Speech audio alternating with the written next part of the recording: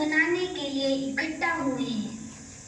हिंदी है, हम वतन हैं, हिंदुस्तान हमारा है, जय हिंदी जय हिंदुस्तान यही हमारा नारा है।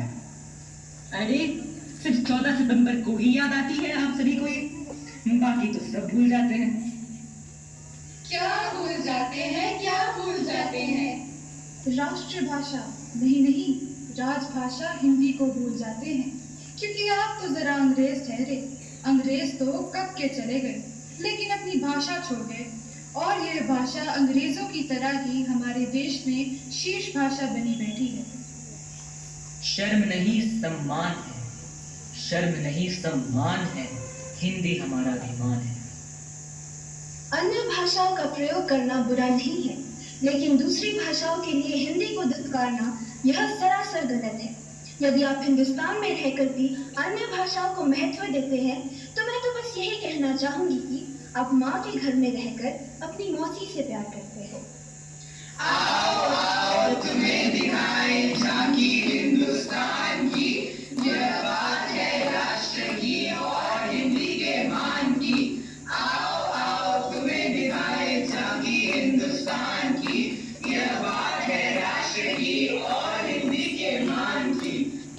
यदि स्थिति ऐसी ही रही तो आज तो हमारी राजभाषा हिंदी बीमार है, कल वह अपंग हो जाएगी, परसों उसका दम घुटेगा और धीरे धीरे वह गायब ही ना हो जाए। समय हमेशा बदलता है दोस्तों, ये हिंदी के साथ भी हुआ है। महात्मा गांधी जी ने कहा था कि बिना राजभाषा के राष्ट्र गूंगा है, लेकिन आज तो हालत यह है कि जो राजभाषा हिंदी का प्रयोग करे उसे ही गूंगा माना जाता है। हिंदी और अंग्रेजी दोनों को ही भारत की राजभाषा स्वीकार किया गया है, तो फिर क्यों हमारी मातृभाषा हिंदी अपना अस्तित्व खो रही है?